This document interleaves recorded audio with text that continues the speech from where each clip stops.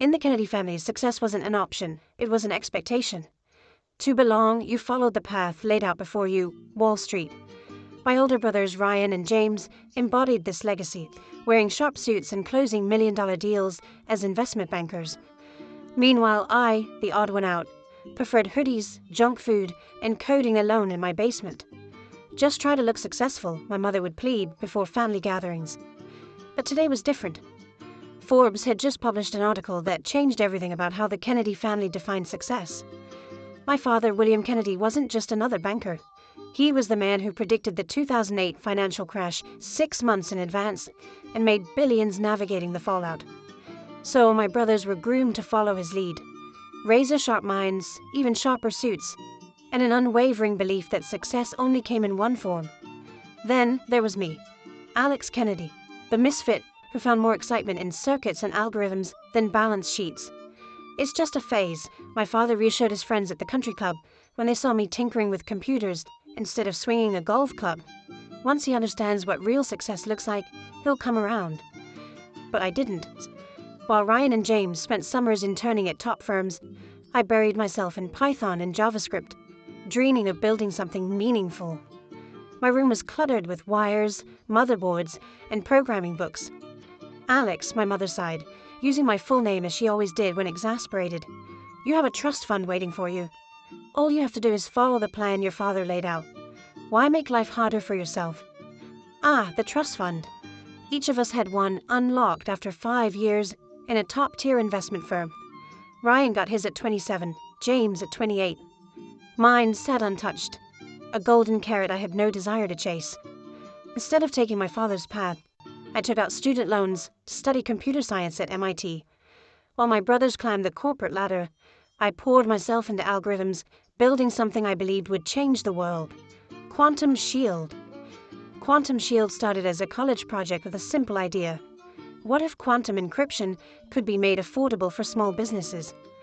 While cybersecurity firms focused on protecting corporate giants, no one was thinking about the small players. I saw the gap, and I seized it. When I turned down a lucrative summer internship at my father's firm to continue working on my startup, he called me in frustration. You're throwing away your future. Kennedys belong in finance, not tech, he insisted. Not this Kennedy, I replied before hanging up and getting back to coding.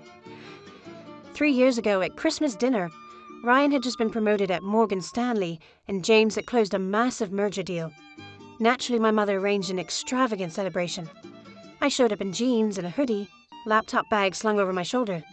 Could you at least try to look successful? She whispered in disappointment. Ryan offered, there's an opening in IT support at my firm. Not glamorous, but it'll get your foot in the door. James nodded. Yeah, you should get into the real world.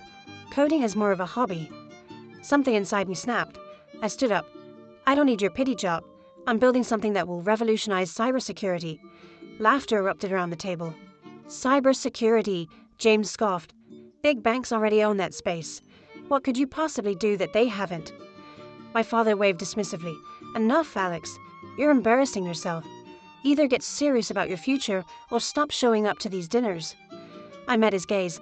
I am serious about my future. It just doesn't look like yours. And I walked out. I worked relentlessly, bringing on 2 brilliant MIT developers and scaling my project from a basement idea to a real business. When a major tech magazine covered Quantum Shield, investors started calling. Soon, a venture capital firm offered $20 million for a 25% stake. When my company hit a valuation of $300 million, my family finally took notice. James called awkwardly. Dad's hosting his annual investor gala. You should come. People should see what you've built. This time I arrived in a sharp suit.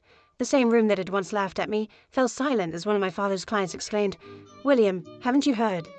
Alex is leading the charge in quantum encryption. We're implementing his system company-wide next month. My father stiffened. What's your company worth now? He finally asked. $500 million, I said, sipping champagne. My mother nearly dropped her glass. When Quantum Shield went public, its valuation soared past $500 million. This time, my father sat front row, nodding with pride. For the first time, he said, I was wrong, Alex. And I'm sorry. I simply smiled. Success doesn't have to look like yours to be real.